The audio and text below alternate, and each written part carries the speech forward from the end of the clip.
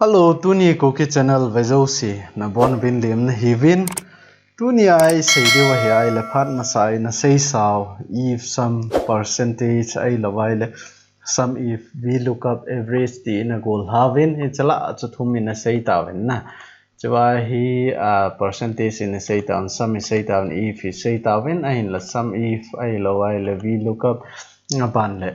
chapa every si na sei lo hi in chi chu nan dong dong ve nei ti ai sei deu ham na ti vin tu nia hi in sei hla deu a ban teng le bonus a ti le hi chawa zaw lo ho long khen khat i sei ve deu hi in chi chu na het no mai le chlaya video hi hoi ta na ven lang an het gon ti chu kan tim na na hi vin to hi na vele chon hi chi average si ga sei ma sautin chlaya met sa hi thang boy 96 amu in lambo in 10 amu in ti hi tai ki gol ha in chi average na khot no mai la bona average na khot no mai le iti ki khot ding hami ti ai le chlaya ga bol hi tin chlaya hi equal to na mi ding hi equal to na mi zo teng le avg ga mi le chun chlaya average au men na che average na click ding hi na click zo teng le to a hi chlai ho si na select ding hi I chan na dei ham chi chu na select ding a ban le enter na mi ding hi enter na mi zo teng le to a hi vele chun 59.44 average hunga hi na 44 average hunga hi in adang hoyong average na kho no mai le chlaya plus hi me en lang hi tin ga kai phei le chan abona it's ho si average song chu hung jeng ding hi in ni chi chu average et bowling ham ti ega sei thei hin tin abana to hi abana ga che kit lo han abana hi biham tele v lookup hi na je v lookup hi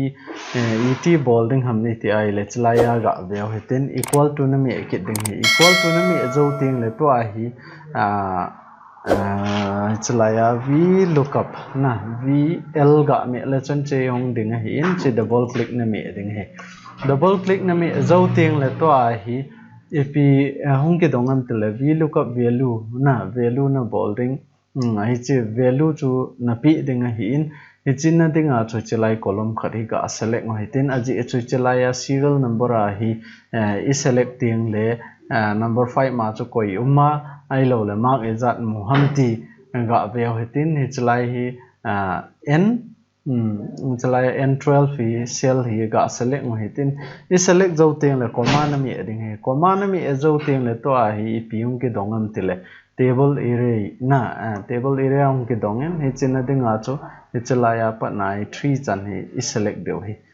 chlai column 3 chan met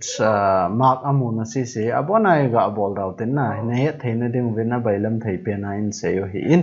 chlai 3 column me na select tai deu ten na select zo teng le to ai comma na mi ekit ding hi comma mi le chun index number an tikit ni index number an dongen hi chlaya hi pi chu na hol do no man te ai le to a hi chlaya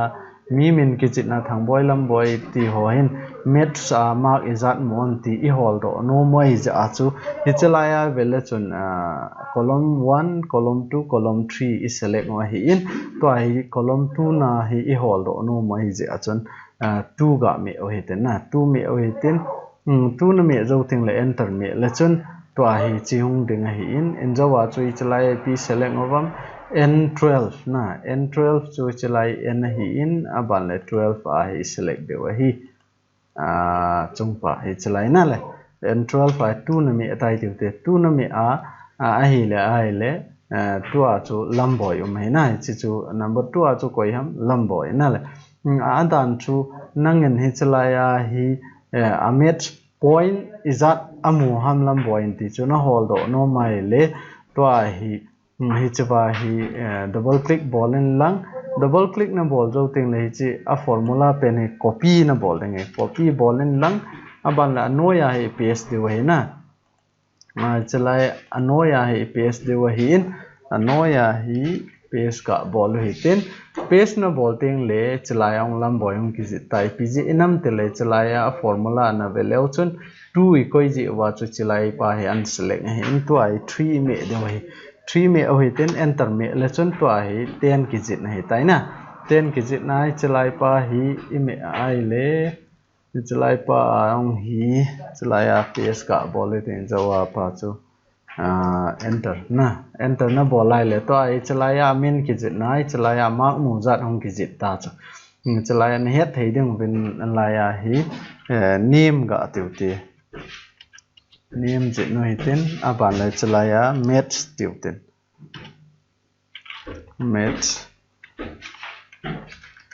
match tiu tin a ban le to hi velation chalai si hi boulder ga pe tin aban le align to center ga bol hite aban la font size ong ga sulien je moite a bola ga ko yete ne thei ta bam to ai chalai pa ai 3 me ta 3 me en lang enter me le chun number 3 na chu koi ham number 3 a chu mang boy hi in ama chun mark izat mu ham e na le to ai adan chu chilaya hi nangin science a is science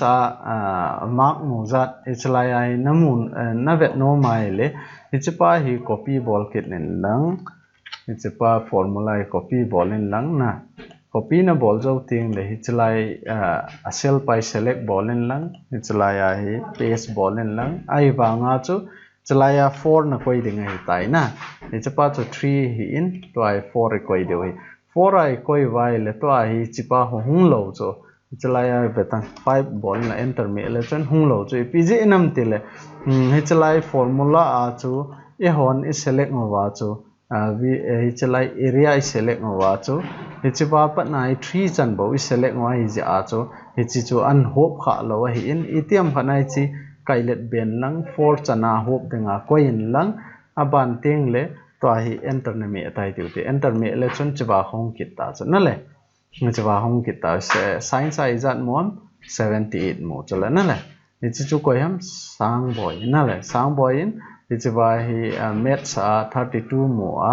abana science 78 amo ni chu VLOOKUP formula za da na hi in to ai hi bonus itiu khat pen chu drop down list ga sim go lew hen drop down list sim na dinga chu iti sim ding ham tele data na hung ding data na hung ting le chawai data validation na mo ding hi in data validation na hi ga click in lang hele chun chelaya hi allow ti a hi option omen chawai list is select deu list is select zo tiang le chawa hi score ki jit nen ni chilai ga click in lang aban le chawa min hoi na select ding hai min hoi ga select in lang ban le enter me in lang aban okay me le chun to ai chalai me le chun min ho chu khat naung ki gol ha mi som ni mini jit no chu chalai aung ki jit na hi tai na hung chalai hung uma hi tai to a hi abana hi if bol nai lo ham tla sum if e bol nai lo na sum if formula chalai ga bol hi tin sum if za na dinga chu equal to na me ki ding hi aban le sum chalaya hi if na le sum if omen double click me le chani taw bracket hong kyong ding hin bracket hong kyong ting le range an dongen range a chu chalai si se ga select kin o te chi 3 column he na thum chani ga select mo hitin na select jo ting le comma me en lang aban le criteria hong ki dongin hichwa hi ep me ade hom te le chalai pai ga select mo te chalaya drop down list isim na pen chu ga click mo hitin click zo ting le to ai comma ai bol kit de wa hin comma ai bol zo ting le to ai sum range an dong kit tai na sum range an dong ta in a hi ai le nangin chalai si ne het no mai la ma in mark met sa chu mark izat no wan tin het no mai le chu na click ding he na click zo ting le to ai hi enter me le chun chalaya vel chun lamboin izat amo am lamboin 10 marks amo hi ya ban le chalaya chu ga chi su kit nen lang na dei pen min khat select lang lal boy ticket le chu lal boy in izat amo am met sa na chalaya chu 38 amo chalaya na select dung ju ya chu hong jing ding hi namu thei lo wai le chi hal khat ga sulen kit no hi ten alphabet hi 24 aban la bol ga koi ten align to center ga koi te chi sasang chong hi hal khat ga sulen jat mo te na sulen jat mai ten aban le chalaya ko na hi hat neo na select an hat neo ni zat amo 56 hạt nèo hồi lại tam cho hạt nèo 56 điểm hita chu sum if ai lawai le VLOOKUP ai lawai le average formula ki za da na hi in chi chu iga sei the hi in ai le common anan do apart ma sa chu sum na sei in na sum is say win ai wangin minus plus ai lo cho na sei le hen to in het thim na dem wen chalaya hi 85 tiu ti chalai 85 ga ko ten chalaya 75 ko tin aban le hi chong hi hal khat ga sulin no itin na ga sulin tin chalayong hi ga sulin je mo itin ngatai na sulin tai de te aban le hi chite ni hi nangin multiply na bol no mai le a formula choi piham te le equal to na koi ding equal to na koi ting le chin click ding ai hi chin click nga hi chi 85 into 75 na bol no mai le plus star sign chu na keyboard na star sign cho chi chu na mi ding aban ting le chi na mi ding aban le enter na mi ding enter me le chun chi wa hi 85 into 75 chu hi za hi a he ti chu hung pot ding hi in itiam khana nangin hi chi divide na bol no mai le iti na bol kit ding tam te le hi chi wa star ekoi na pe na wa hi nangin hi chi sign hi koi le chun which is sign ko inang enter me le chun ichi khuna le divided hong ke ball jing divide hong ke ball jing jo so ma le get divided by 75 to 1.133 ai na hi chu a hi in itiam khana nangin multiply the volta win divide a volta win to I minus na 85 la 75 minus iti bowling ham ti ai le it's like a sign na koi na ako minus sign na koya enter na mi ai le which is 10 na le 85 minus 75 chu 10 on pass it's chu hin abaya bai ATM khana he la wai le wang chu boy na thei set a hin nai a hin la tu ni hal khat hi average formula VLOOKUP ai lo ai le e formula ho iga sei now hi chi chan chu hin tin bonus ai chi drop down list na Ethiopia no iga bolo hin tin aban ai chi ba multiplied hian lang minus hian lang ai lo le divide hi chang chu bonus ai ga sei hin tin akit ting le hal khat tips and tricks hoang in sei be kit de wa hi in abanai chal kit de wa hi in tu ni chu hal khat ke boy je in video long ge de wang ke upload na hi in nga hin la jinga patna wang chu timing nga upload kit de wa hi tai ti chu I sei no mo hin tin itiam khanai chi ku ki channel ri subscribe na ke bol nai lo wai le subscribe button chu me en lang aban la ko ma bell icon chu me la chun akit ting jong le nangin video tha ang ke upload chang le notification na moding aban ban chan na ki jil to jing the he ti chu ika sei the hin ti tu ni video sei the hi chan choi hi tai ka ki pa